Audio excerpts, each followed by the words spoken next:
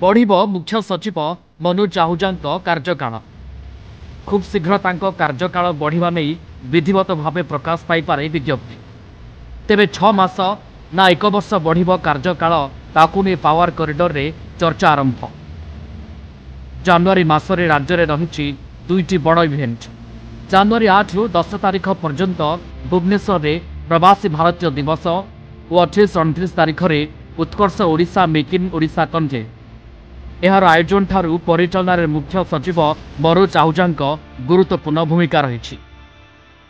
चलित मास 31 रे किंतु सरुची मुख्य सचिव मनोज आहूजा कार्यकाल तेणु यह पूर्व कार्यकाल बढ़िबा एक प्रकार निश्चित। देखो आधार जहाँ थाए मुख्य सचिव चयन प्रक्रिया से एवं से बाबद कौन हम कौन ना से बाबद अनेक गुड़िया स्पेकुलेसन जदिओ विभिन्न गणमाध्यम चली तेणुक कौन हम कौन ना से बाबद यथा समय सरकार तार निष्पत्ति ने सठिक निष्पत्ति भी ने। जून 12 तारीख में राज्य में बीजेपी सरकार शपथ नहीं जुलाई 1 तारीख में राज्यर मुख्य शासन सचिव भाव दायित्व ग्रहण करते मनोज आहूजा।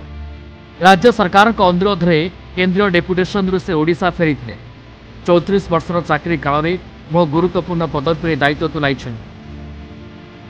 ओडिशा फेरिबा पूर्व से केंद्र सरकार कृषि मंत्रालय सचिव भाव कार्य करुले। 2017 मसीह से केंद्रीय डेपुटेशन रे जाई 7 वर्ष धरी विभिन्न विभाग रे कार्य करते। राज्य प्रशासन मुखिया हिसाब से केंद्र सरकार विभिन्न विभाग समेत प्रधानमंत्री कार्यालय सहित उत्तम समन्वय रखिबारे तांकर बड़ भूमिका रही।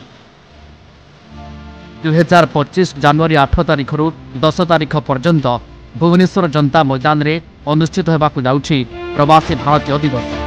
सारा विश्व अतिथि माने ओडिशा आसे प्रथम थर पई ओडिशा एहार आयोजन करबाकु जाउथबारु सम्मेलन को सफल करबा राज्य सरकार पई बड़ चैलेंज। एथिपाई मुख्य सचिव विभिन्न विभाग को दायित्व बंटन करने सहित यार सफल आयोजन पर समीक्षा करुछन्ति। विभिन्न विभाग को बंटन कर दायित्व केते बाट आगे पचारि बुझा सहित कार्य को धार्य समय सारिबा को निर्देश देइछन्ति। जनवरी शेष में 28 और 29 तारीख में Utkarsh Odisha make in Odisha conclave हो। एथिपाई ओडिशा सरकार दिल्ली मुंबई सिंगापुर समेत विभिन्न स्थान में उत्कर्ष ओडिशा पई रोड शो कर सारे। एथिरे प्रमुख भूमिका तुलाई मुख्य सचिव मनोज आहूजा। यह व्यतीत केन्दुझर रे मेगा स्टील प्लांट प्रतिष्ठा करने गुरु दायित्व न्यस्त कर मुख्यमंत्री। राज्य में एवं अनेक बहु जनकल्याणकारी योजना कार्यकारी होउछि।